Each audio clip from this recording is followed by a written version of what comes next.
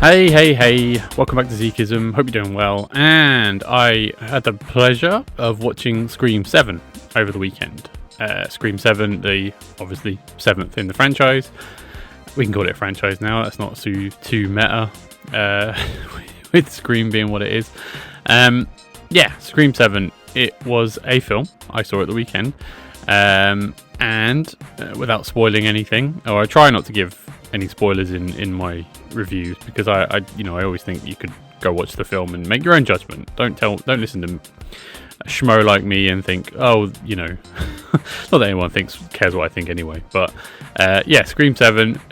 Neve Campbell returns as Sidney Prescott for the first time since Scream 4. I think I'm right. Should have checked that before recording, but nevertheless, Scream 7. So essentially, in a nutshell, the story is a new Ghostface killer. It comes into town where Sidney Prescott has rebuilt her life. She now has a 17-year-old daughter, which is very key because Sidney was 17 when Scream 1 came around, and when she was targeted by Ghostface killer. Mixture between Billy and really important Matthew Lillard's character Stu Macher. I think it's Macher. In the first film, this is. So, episode 7 of the franchise opens with Sidney is married, has a daughter called Tatum, named after her best friend from the first film.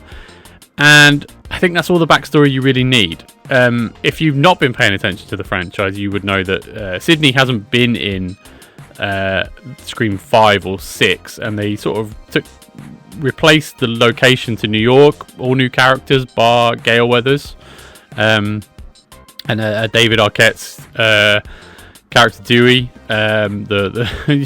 who again, spoiler if for a film that may be about 5 or 6 years old, actually died for real in the film. Died for real, you know what I mean? But here we are. So that's the setting for the 7th film. Now, history with Scream franchise is probably a bit mixed. I'm not a die-hard fan. In fact, slasher genre isn't one that I particularly love when it comes to my horror films, which I am a fan of, by the way. So there is a degree of pleasure and satisfaction from horror films. It's just not this type. I'm more sort of, like a supernatural horror, psychological horror, all that sort of thing. Slasher films, for me, don't do a lot for me, but there is enjoyment. Like the first 2 Screams, I enjoy quite a bit. It's not the commentary on horror movies in general, although I know that's there and I acknowledge that's there. Wes Craven, rest R.I.P. Referenced horror films and slashers and sort of made reference to them whilst creating a new franchise in itself. I know I'm telling you anything you already know, but still.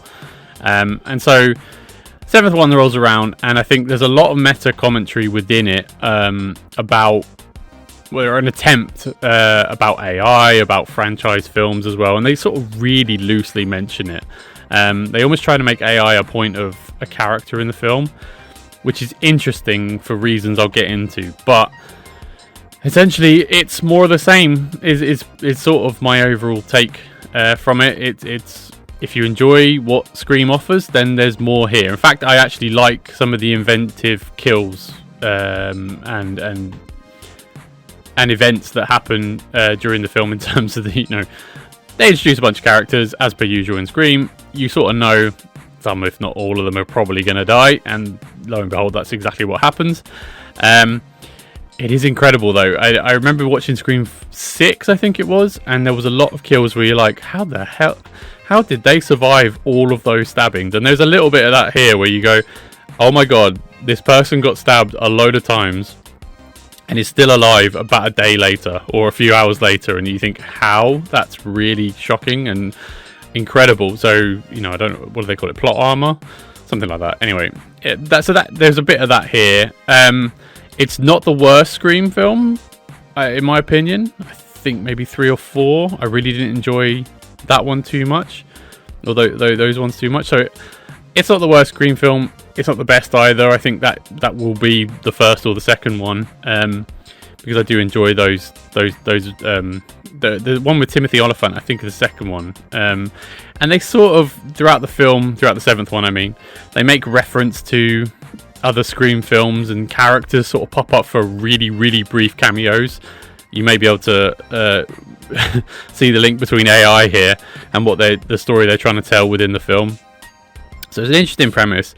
However, I think when circle back to the AI point, I think I've got to point out the script is really bad. There is a pleasure in seeing Neve Campbell return as Sydney. I was always a fan of that character. Gale Weathers comes up and is Gale Weathers. She's a bit of a prick, to put it bluntly, and she's still a prick, and it's fine. That's the character she is. And but I think the character of AI, which is a character in the film, the killer or killers, or without spoiling anything, are using deep fakes, or that's part of the plot, or are they? That's the mystery. It felt like the script was written by AI. It really, really did, especially the first half. The writer and the director. This is the writer, by the way, of the first film, or at least he's one of the writers on this one. He directs it. Kevin Williamson. He's the writer of the first one, or one of the writers of the first one. So he's returned to the franchise to helm it.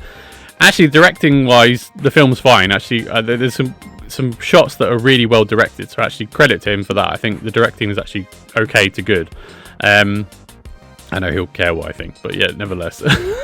But the script is really bad. Some of the dialogue in it, some of the that's really obvious, those kind of things, yeah, that's there. So it does feel like a script either written by committee or ironically written by AI with the way the plot goes.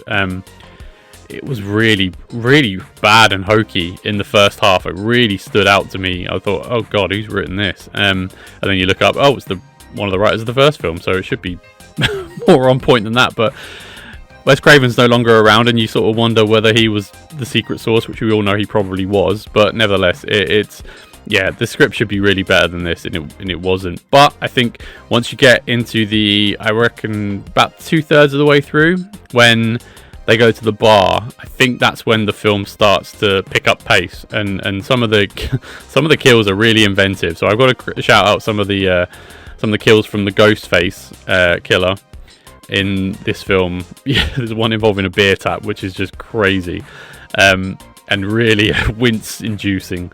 But yeah, I think, look, if you like the Scream films, you're probably going to like this. I'm not a huge slasher film fan, so it left a lot for me, left a lot to be desired for me. But I think it's fine. It's a fine installment. I actually had a better time than I thought I would, because I saw some of the really negative reviews before going in. Just couldn't help it. And I thought it was fine, actually, having watched it. I thought, that's fine. Key standouts, like I said, Neve Campbell with Sydney is always good, and it was nice to see her back. There are some... Joel McHale weirdly showed up as her husband, and I thought, oh my god, why is he doing it? What's he doing in this film? He's her husband in it. There's a few...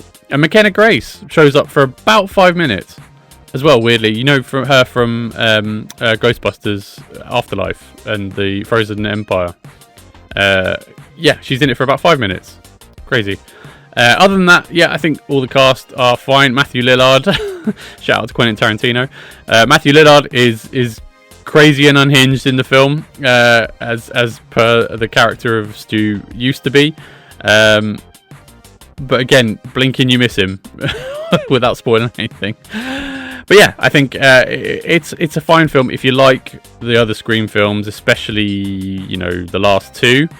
You may be found wanting, because I think they introduced some of the interesting characters. Jenna Ortega's character, and the other character, I can't remember the actress who plays her, but I know she didn't return for political reasons, which again we won't go into. But I think it's a fine film, and I actually was surprising how much I did enjoy it, actually, considering slasher films aren't my thing. And I had forgotten some of the lore until they reminded me in the film, which they do. So if you need to do homework, actually I would say you probably don't need to do too much. If you've seen the first two, I think you're fine. Other than the fact you'll be wondering where David Arquette is, don't worry about it. He unfortunately no longer with us in this franchise. Other than that, What did you think? Let me know what you think in the comment section below. Please leave a like and subscribe on the channel as well. I am back. I'm doing content. I've had a few weeks off. Life sort of took over, so apologies for that if you cared. But apologies. I'm looking to do some more content. So yes, this was a nice return to form. I love reviewing movies and talking about film and TV and other things that really interest me. So yes, thank you very much. Much appreciated. Please leave a like and subscribe on the channel. I'll speak to you next time. Thank you. Bye-bye.